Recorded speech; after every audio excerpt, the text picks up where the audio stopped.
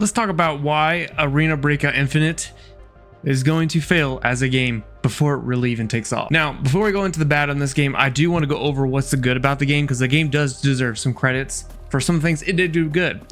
For starters, 1.0 is playable. It's very playable. It's not bad at all. The biggest issue I've seen so far is ping, but 1.0 is very playable. Next, let's talk about queue times. Queue times in the game are honestly pretty fast. I would say under 30 seconds of getting into a game, which honestly I cannot complain about. That is much better than Escape from Tarkov has ever been. Let's talk about overall PvP and how the game feels. It is a much faster pace than Tarkov has been. Almost gives me more of a Warzone feel than anything. You kind of have a map to know exactly where you got to go. PvP is very fast. Getting guns is very easy. Killing people is very easy. I don't know if I would compare it as realistic. Now let's talk about weapon modding. This is probably my favorite feature inside the game, to be very blunt. You can start choosing any of these models and you could literally change whatever you want about it. And they did a very good job on this one, showing like what all you can do with it. And I thought that was a lot better than some of the other games have really done. It's just really nice to see a modding right from the start that you could do. And you can basically assemble the gun. You just buy all the parts. It's pretty simple and it's very user friendly. Extracting the game is also extremely easy, almost too easy in my opinion. Basically, you hit M on your keyboard and you get a full map. It tells you where to extract. There's a giant red smoke where you need to go. It's very easy to get across the map. The beginning farm map's pretty small. Valley is decently sized. It's more comparable to Woods and Escape from Tarkov, but overall, map size is not horrible. It's well laid out. I would think. A VoIP in chat, honestly, it's probably one of my favorite things. Usually when you queue up, you get a team with you. You can do solo, but you can get a team with you as well. And honestly, VoIP with the teammates has been a lot of fun. I will note there is no friendly fire. They probably did that on purpose, just for the factor of people teaming together a little bit more often. I wouldn't mind seeing a little bit more hardcore of where you could kill your teammates. Not that I think you should, but brings a little bit more realism to the game. Now, one of my favorite overall features of this game so far has been the in-match overview. Shows you where you've ran, where you looted, where you killed bodies. Shows you how many people you killed of this AI versus the normal players. And not only, but it also shows you the value of what you got out of there. A very cool feature, honestly. And lastly, when you die, you can spectate your team, which is amazing. Spectating team is a feature I'm a big fan of. You can also see a kill cam of who killed you and how. Now, you can't see that immediately, so the second you die, you can't just go click on your kill cam and tell your teammate, hey, he's in the top right window. You cannot do it immediately. I think it's like a minute wait or something like that. So just remember, if you're going to be a camper, they're going to know where you're at. Now, I'm going to go over the bad now, guys. This is why I think this game's going to fail, and I want to stress this. This is my opinion. This is just purely what I think. You guys are more than welcome to disagree, and that it's perfectly okay. That's why it's my opinion. I'm going to go with starters, the high ping. I've already said that once. The high ping drives me nuts. I think it's just where the servers are based out of right now. Maybe it'll grow more, but at the given moment, that needs to get fixed. Now, let's go over to storage size. You see, you get an okay starting storage size. It is 350. But don't worry, if you want bigger, you could pay in real life money, monthly, not one time. Overall game store setup, it's horrible, guys. It is absolutely horrible. So let's talk about the in-game market and the reasons why I really dislike it. So let's take an item right here. Say for instance, I want to buy more of these. I can go and to search for it.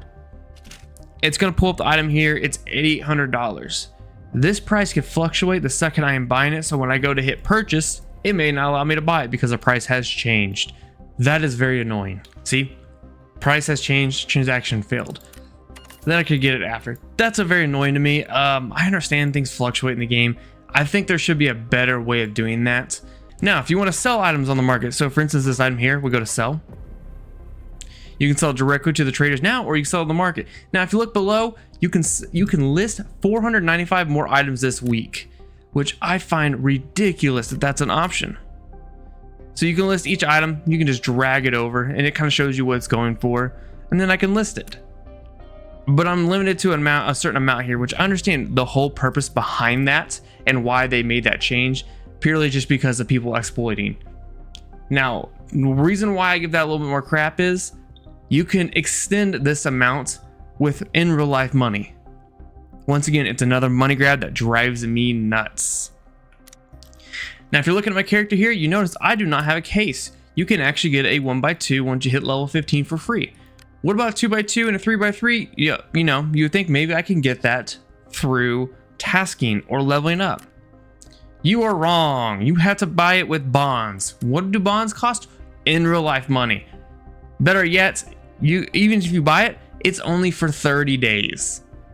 That is an insane money grab right there. So you're spending 5 to 10 bucks a month depending on which one.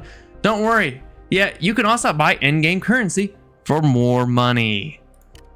Yet, there's a monthly subscription where you can get a bigger storage space, more weekly limited slots, and an exclusive labeling. Once again, monthly. It's a money grab. Now, another big issue I've had with the game is the missions set up in this game have been way too easy in my opinion. So you have contacts here, and basically all these you can select missions from, and their missions are basically go here, leave, go here, leave, go here, leave. It is obnoxious, and that is about the main way to make money, to be honest with you guys. There's no good way of making money in this game. The whole store is not a great setup. There's just not a good way of doing a whole lot in this game. Oh, another thing you can buy in here, a key tool. 30 days, you get a key tool so you can put keys in there. Once again, in real life money. Communicator, so you can get more voice lines. Once again, you can use in real life money for that. It is all just constant microtransactions, and this is why this game is gonna fail. It will not last at the current rate it's going. Now I gotta say, though, this is a good foundation for 1.0. If they do not fix the pay to win feature in this game, it will not last. This game's population will die within 90 days. There's no way this will sustain, and it's just gonna go downhill very, very quick. Can't stress this enough, guys. Remember, this is just my opinion. You guys can completely disagree with me, and that's perfectly fine. I would love to see this game succeed because I do think it is fun, but the whole microtransactions around the game will kill it, and it's not what I want to see of this game because it's got a lot of really good potential, especially for being at 1.0. I'm just hoping that they see that this is an issue to most people and they fix it. I don't even care if I got to pay $60 for a case and get it one time. That's fine. I understand it's a free game and they want to make money off it so they can support their servers. That makes complete sense. Monthly transactions is not the way to do it. Do some skins monthly then or something. Do something that can get you money that doesn't affect the gameplay, because that case is pure pay to win at that point. And that's why I have an issue with this game. And that's why I think this game will fail.